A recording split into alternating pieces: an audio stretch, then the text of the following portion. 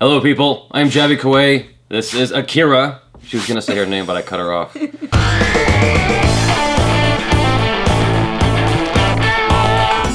We're gonna talk about the Batman versus the Superman movie, which was so highly anticipated. Just as a heads up, this is gonna be a spoiler review, so at any moment we could start saying spoilers. Batman dies.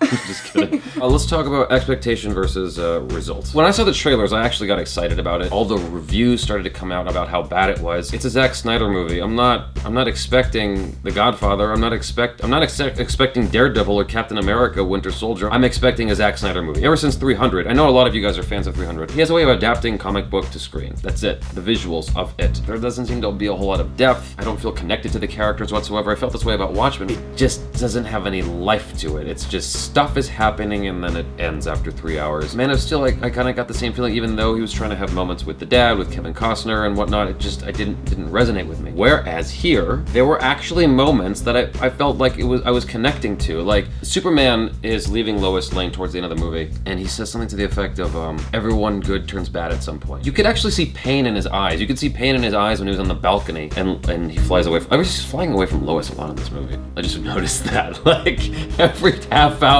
he's like ditching Lois. There's a lot of half hours in this movie. It's a long fucking movie. I just felt like there was more there. There was more going on. There was more internal struggle there. And ironically, I didn't feel the internal struggle as much with Bruce Wayne, even though I like Ben Affleck as Batman. I thought he was a fine Batman. I guess I like him better than Christian Bale's Batman.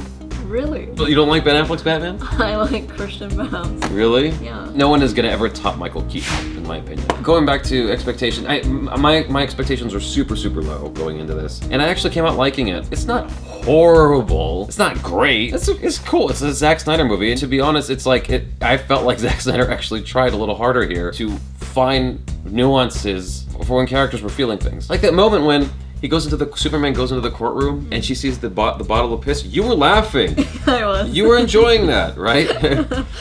I knew what that was immediately. Like when it said peach tea, I was like, yeah.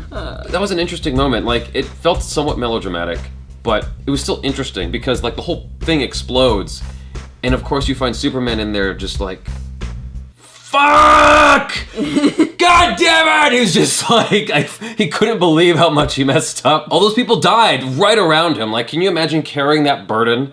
You see that burden in Superman's eyes through the rest of the movie. I like that, but maybe I'm projecting. How did you feel about the music? I know there was another composer. I just can't remember his name. That usually means that the director didn't get his way with Hans Zimmer, and someone came on board to fix that. I think that's why, like, I was getting into it, and then I was getting drawn out of it. That's the problem with having two music composers. I didn't like the Wonder Woman theme that came out of left field. It's like, I'm like, suddenly there's this guitar track. I'm like, what the hell? Like, that was not what the rest of the movie was. All right, then, I guess that's what's going on. And they made a whole point to emphasize on it when Batman first realizes it's Wonder Woman. Yeah, I liked how she dropped in, like, here I am, sons of bitches. Did you really think you were gonna do this without me? Like, I really liked that part. Because all the other fight scenes were so predictable, I knew what was happening. But I just didn't know when she would drop by. I was wondering what the hell took her so long. She's like on a plane, she's at the mall, she's shopping for knives. I'm like, what are you doing, woman? Get into the battle. There's shit going down and you're not there. What's up? But I guess she had to wait until shit really went down. Right. Until the city almost exploded and people were actually dying. And she's like, okay, I guess I gotta step in. She has to make her entrance. How did you feel about Jesse Eisenberg's acting? I liked it. I thought he was awesome. A little over the top at times, but I enjoyed it. I'm like, that's a bad guy. That's a fucking bad guy right there. He's like crazy. Yeah, when he was giving that speech or something. Yeah. I started cracking up. He was so good. Yeah, Jesse Eisenberg, I was doubting him initially, and then I see what he's doing. I'm like, well, he's the best guy in the whole movie. He stole the show.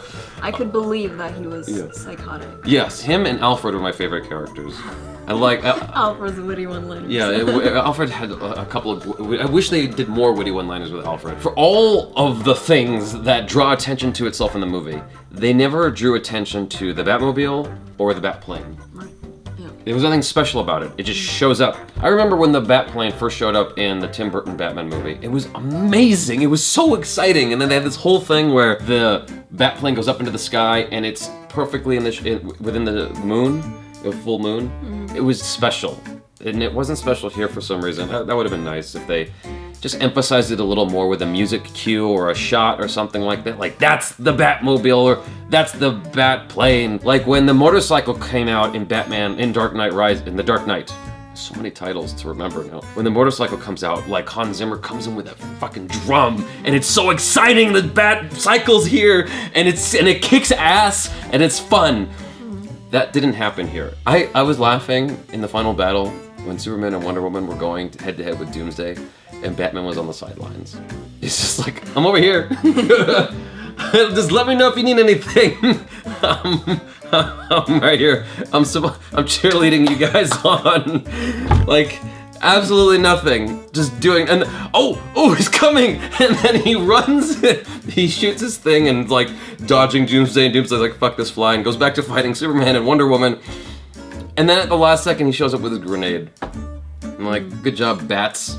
Like, that's the best you could do? Why did he get rid of the robot suit? That was the dumbest thing that Zack Snyder could have done with Batman in the movie.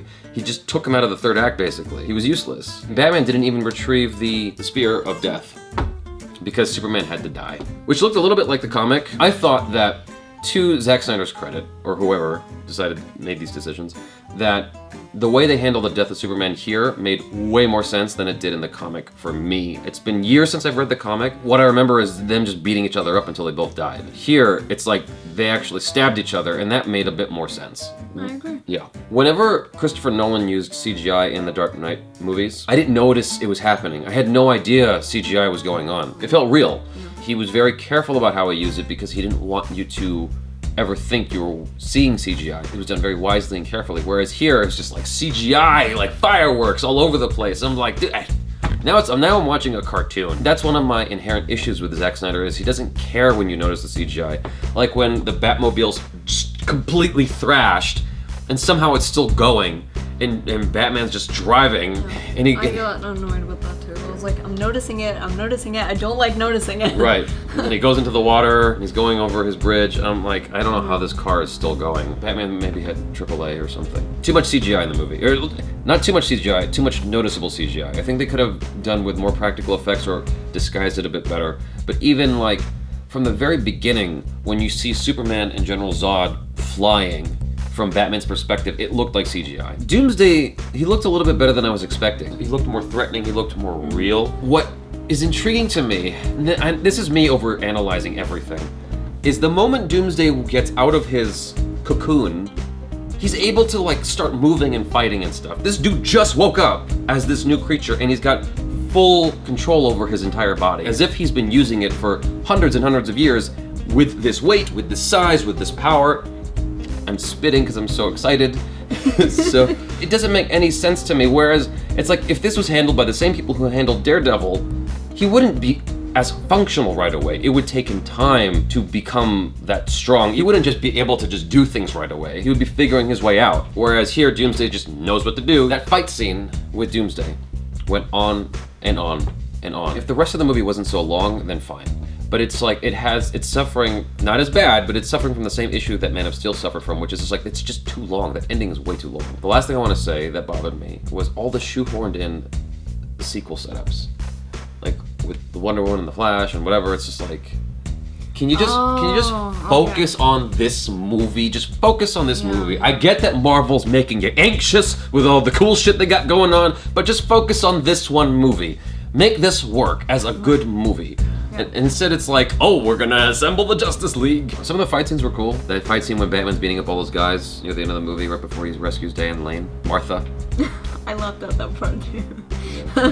When he's like, I'm a friend of your son's, and then she's like, yeah, I figured by the cape. Yeah. Yes. I enjoyed it. I know I said a lot of negative things, but I did enjoy the movie. I think more than most critics did. And I find myself to be a very critical person. But I found things to enjoy about the film. If you haven't already decided that you hate me for this video, then subscribe to the channel. God damn. Subscribe to the channel for other videos where we won't be interrupted by odd sounds from my iPad. And I'm Jaby KOAY. This is Akeira. Peace out.